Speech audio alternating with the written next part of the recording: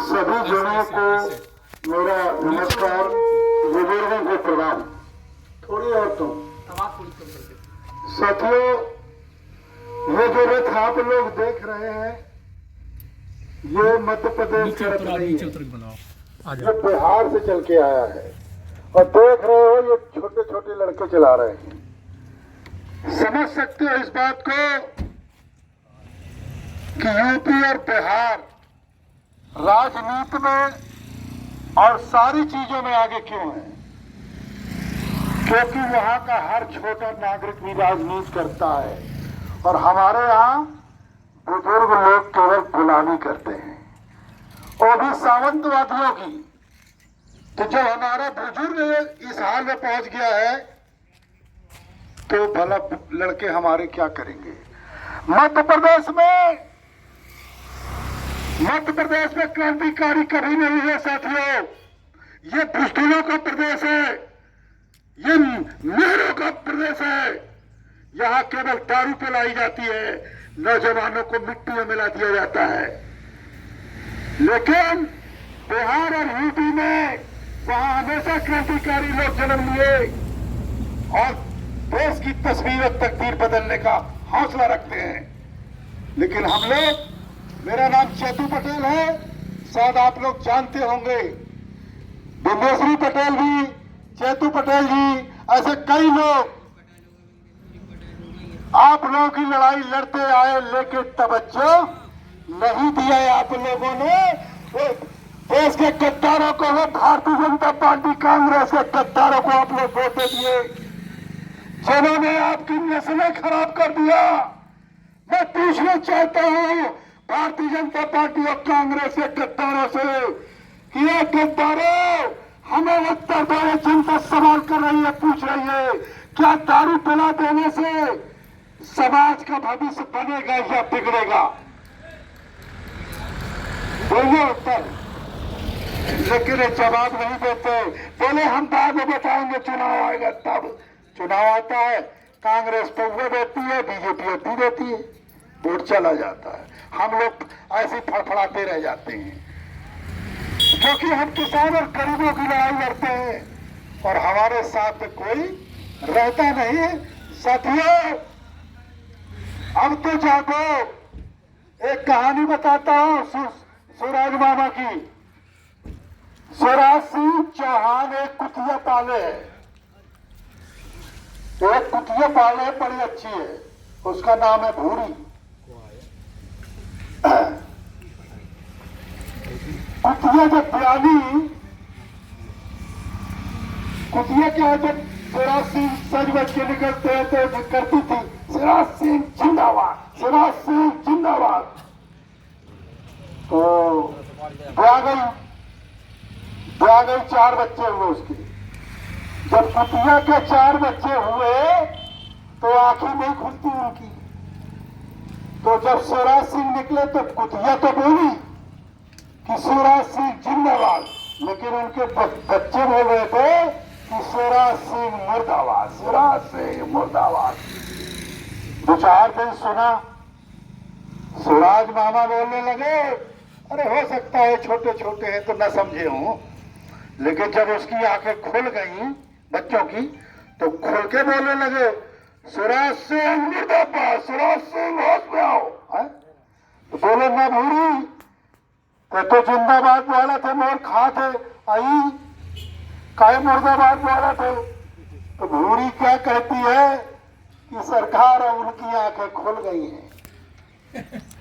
तो जब एक जानवर की आंखें खुल गई मेरे दोस्तों, तो 8-9 जवानों की, आदमियों की आंखें क्यों नहीं खुल रही है?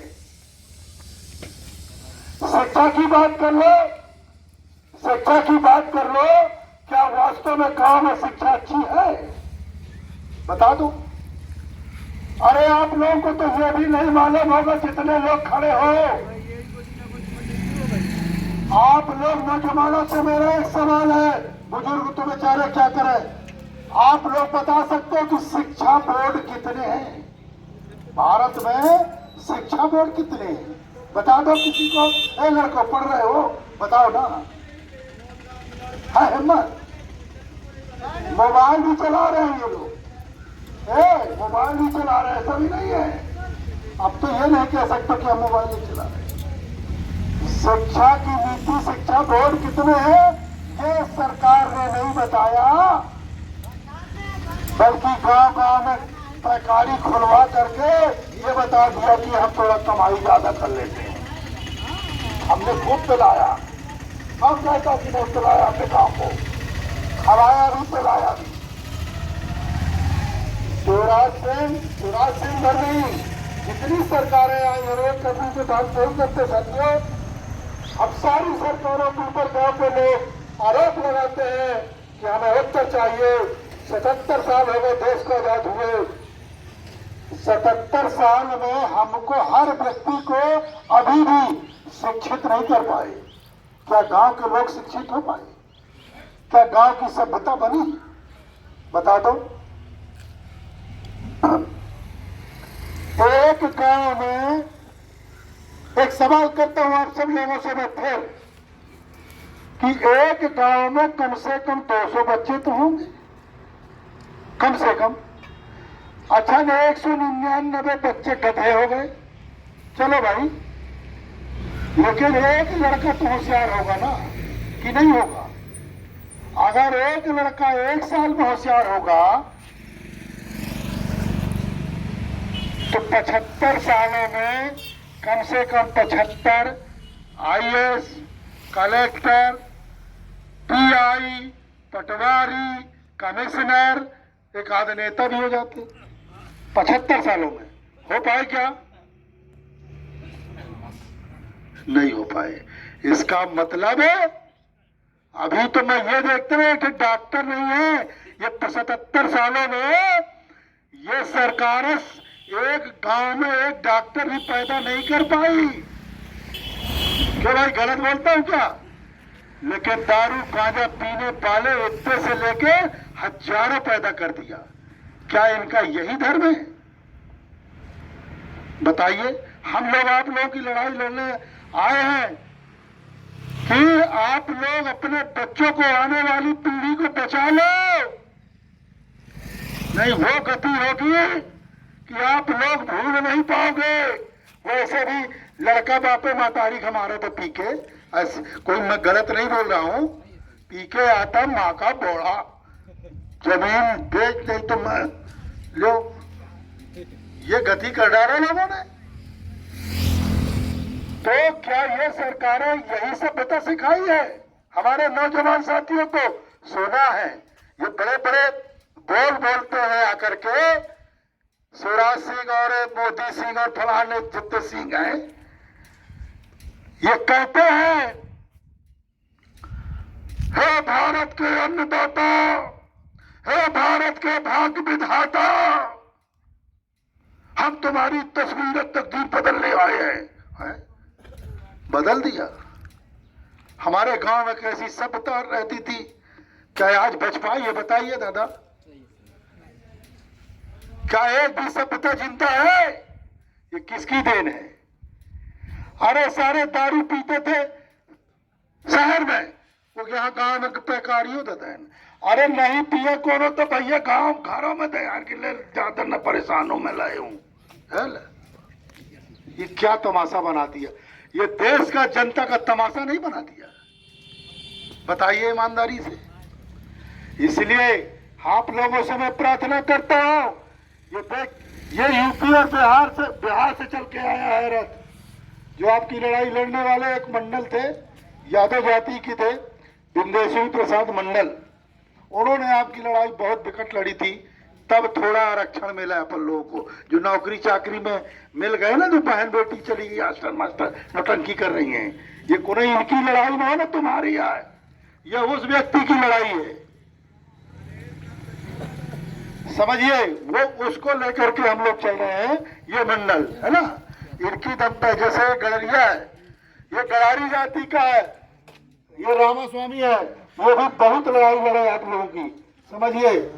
ये शिक्षा की लड़ाई लड़े, ज्योतिबा फुले माली समाज के थे। आरक्षण की लड़ाई छत्रपति साहू महाराज थे, जो कुर्मी समाज के थे, महाराष्ट्र के थे। ऐसी कई विभूतियां विराजमान है लेकिन मध्य प्रदेश का आदमी नहीं लड़ा, अपनी खुद की नहीं लड़ा। अब समझ जाइए कि आपकी हैसियत क्या है। देखो ये दो लड़के रथ चला रहे हैं, बिहार से चले आ रहे हैं, पूरे भारत में घूम रहे हैं। हम लोग क्या कर रहे हैं? पूरा मध्य प्रदेश का आदमी दत्तनापुरी कर रहा है, मारा ठक, कोई खम्मा कहते हैं, क्या कहते हैं ससु हम कहते, मारा एक खम्मा तो माँ का बोआ पता ही नहीं है कहीं क्या बोल रहे हैं। इसलिए आप लोग अपने आप को बचाओ और एक आवाज उठाओ। ऐसा नहीं है कि यहाँ पर जितने बैठे हैं 4 लोग मेरी बात, क्या मैं गलत बोला हूँ? मेरी बात न समझे हो ऐसा तो नहीं है, कुल ज्यादा नहीं 4 लोग तो समझे होंगे। अच्छा एक आदमी तो समझा होगा ना। जिस दिन एक आदमी भी इस चौराहे से ये बोलने लगा तो एक चतु पटेल नेता आया था, लंबी चौड़ी मार रहा था, लगता ठीक है ये कह रहा है यार, ऐसे ही करो चाहिए। वही एक आदमी भी बोलिए कि हमारी जाति जनगणना हो, हमें हमारा पूरा अधिकार चाहिए। ये रोड का ठेका तुम्हारे बाप ने लिया है क्या कि मेरे बाप ने? अरे वही धन्ना सेठों की, वही सामंतवादियों की ताकत है, ये हमारे नहीं है, शामिल भी नहीं करते, समझिए। तो आप लोग अपने आने वाली पीढ़ी को बचाने का प्रयास करें। हमारा तो जैसे तैसे कट गया, आप लोग वोट दो या न दो, वोट दो या न दो, हम तो लड़ते रहेंगे, हम अपना काम करते रहेंगे। आप लोग ये नहीं बोल सकते हो कि हमारे जिले में कोई नेता नहीं था। अब आप लोग ये नहीं बोल सकते कि हमारे गांव में, हमारे शहर में हमारे लोग ओबीसी एससी एसटी के नेता नहीं थे। हम लोग हैं, कितने दिनों से लड़ते चले आ रहे हैं। लेकिन सुना आप लोगों ने जब चुनाव लड़े वालों कितनी वोट मिली थी विद्याश्री को? 2 वोट मिली थी, आज वही 2 वोट। इतने बड़े बहादुर थे 2 लोग। अब वो समझ में नहीं आता कि 2 लोग कौन थे। नहीं, हम उसको सम्मान करते, बताते भी नहीं है कि हम ये डाले थे, ये समस्या है। तो आप लोग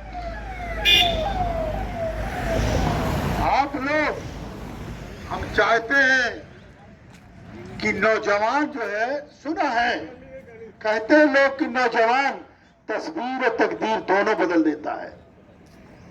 तो इस गांव में तो भाई नौजवान है ना, ऐसा तो नहीं कि नहीं है। तो प्रयास करें ना बदलने का। बस मैं यही अपनी बात रखता हूं और यही बात रखते हुए समाप्त करता हूं। जय हिंद, जय भारत। क्रांतिकारी साथियों, यदि आप संवैधानिक अधिकारों, जातिवाद जनगणना, मंडल कमीशन, बहुजन महापुरुषों की वैचार की समता, समानता और सामाजिक न्याय के आंदोलन को मजबूत बनाना चाहते हैं तो हमारी आपसे गुजारिश है कि हमारे चैनल को सब्सक्राइब करें व बेल आइकन के बटन को दबाएं। वीडियो को अधिक से अधिक शेयर करें व अपनी यथासंभव शक्ति अनुसार हमें आर्थिक सहयोग करें।